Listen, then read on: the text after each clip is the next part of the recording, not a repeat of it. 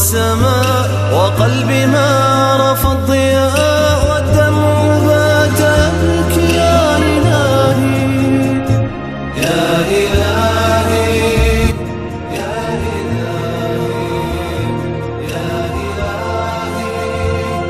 يا إلهي Gololo, simuzapha ana anu, simuzapeka maboza kupekera na maboza, simuzanyozera chabwino china chilichonse kuchichita. Amene angaphwanye chimozi mwa zimene izi, thumma satarahu Allahu, kenako Allah ndikumbisa, osayaluka kugulu la anthu, osalangidwa muziku lapansi muno. Fahuwa ila Allahi insha'a afa anhu. Sona amene kwa Allah ngati anga kafuni Allah subhanahu wa ta'ala akamukhululukira.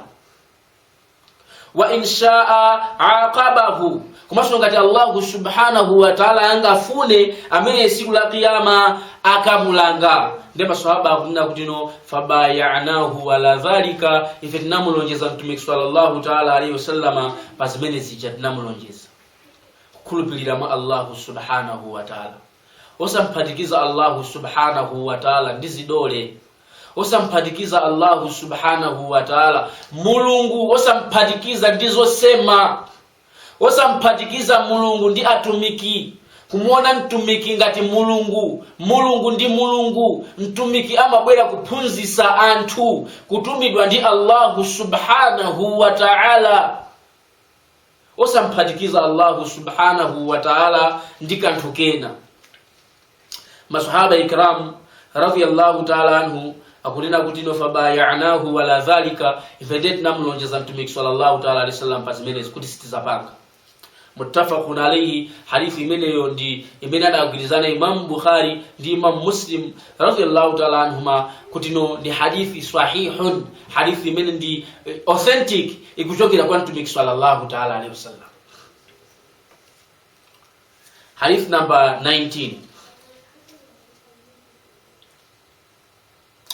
وعن أبي سعيد الخدري, hadithi kuchokera kwa sahaba ule mkezeka Abu Sa'id al-Khudri radhiyallahu ta'ala anhu, ya anenda kunena kuti no kharaja Rasulullah sallallahu ta'ala alayhi wasallam fi adha au fitrin, kuti siku dina lake mtume sallallahu ta'ala alayhi wasallam anatuluka kupita ku Eid al-Adha. Idi ija imene timapanga pozinga zinyama kupereka nsembe pamaso pa Allah. Ada atuluka mtumiki sallallahu ta'ala alayhi wasallam. Kwa pamene pa akukayikira olandira hadithi imene ikuno. Idi imene inali idi imene timazinga zinyama kupereka nsembe kwa Allah. Kapena inali idi imene timapanga chifukwa tikumaliza mwezi wa Ramadhani tikumasula sopano. Akukayikira akuti au fitrin, kapena inali kukhala ngati inali idi yake ije yo masula Ramadhani kuti Ramadhani yata. Ila al-musalla, mtumiki anatuluka kupita ku mzikiti kumalo pempherera. Famarra ala nisai, ndi adawadusa azimai. Faqala, mtumiki sallallahu ta'ala alayhi wasallam ada yankula kunena kuti ya ma'ashara nisai, o ino azimai, taswaddaqna, muzipereka maswadaqa.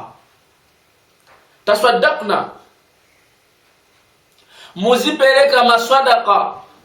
Fa inni ra'aytukunna akthara ahli an-nari, chifukwa ine ndakuona ni azimai inu kuti ndi ambiri amene mukalowe kumoto. Kumoto mukaona anthu amene akukalowa kumoto, ambiri mwa anthu ndi azimai. Muzichulukisa kupereka maswadaqa chifukwa cha Allah subhanahu wa ta'ala, kumpempha Allah subhanahu wa ta'ala chikhululuko, chifukwa ine ndaona kuna kuti ambiri amene akalowe kumoto ndi azimai. Faqulna, ndi azimaya dafusa, wa bima ya Rasulallah, chifukwa chani ya oyi mtumiki wa Allah, chifukwa chani azimai ndi anthu amene ndi ochuluka mwa anthu amene akalowe kumoto kuposa azibambo, chifukwa chani oyi Rasulullah sallallahu ta'ala alayhi wasallam. Qala, ndi mtumiki wa Allah subhanahu wa ta'ala dati tukthirna al-la'na, mumachulukitsa kutalikirana ndi Allah subhanahu wa ta'ala, mumachulukitsa kunyozera malamulo a Allah subhanahu wa ta'ala, zimene zimayambisa mkwiyo wa Allah subhanahu wa ta'ala.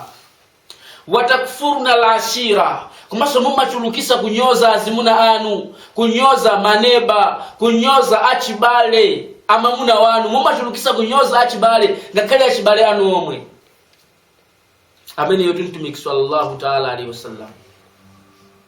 Ndiye mtumiki sallallahu alaihi wasallam ananena kunena kuti no ma ra'aytu min naqiswati aqlin, ine sinaonepo punguka nzelu wa dinin kumaso punguka chipembezo adhhaba lilubbi, amene nzelu zao zimachoka mwachangu, lirajuli alhazimi, kuchoka nzelu zo mwachangu chifukwa cha mzibambo wa nzelu, min ihdakunna, kuposa inu azimai nzelu zanu zimatawa mwachangu chifukwa cha azibambo.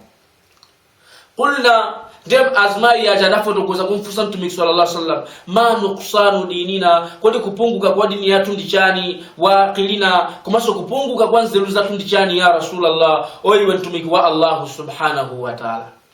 Qal, ndiye mtumiki adayanka kunena kutino, alaysa shahadatul mar'ati mithla nisfi shahadati rajuli, kodi sikuli kuikira umboni kwa mzimai kukala hafu ya kuikira umboni kumene waikira mamuna? Qulna bala, iwa dati inde ndicho mwecho. Qala, ndentu mikadati fadhalika min nuqsani aqliha, zimenezo ndiye kupunguka kwa nzeru zake, kwa nzeru za nzima hiyo. Ole mekezeka ma Allah subhanahu wa ta'ala. Qala, ndiye mtumiki sallallahu ta'ala sallam anafusa, alaysa idha hadat, kodi sizili zote mzimai yakabanga haidhi, lam tusalli wa lam tasum, saswali kumazo sama sala kuja? Qulna bala, azmaya dati inde. Qala, ndiye mtumiki dati fadhalika min nuqsani diniha, zimenezo ndiye kupunguka kwa chipembezo chake cho. Muttafaqun alayhi, hadithi imene hizo ndi muttafaqun alayhi. Imam Bukhari ndi Imam Muslim adagwirizana kuti hadithi imene ndi hadithu sahihun. Mukale pomwepo kufikira tsiku limetiza kaiti kupitiliza ndi topic yathu imene ya iman. Allah subhanahu wa ta'ala atapangire chifundo kuti kululukira baziko lapansi, kuti kululukira madamatu, ndi kuti pasantendere kukati kumanisa ndi mtumiki Muhammadin sallallahu ta'ala alayhi wasallam. Wa ma alaina illa al-balaghul mubin. Wassalamu alaykum wa rahmatullahi wa barakatuh. يا إلهي يا إلهي، عصيت والذنب كبير وإني في حزني أسير،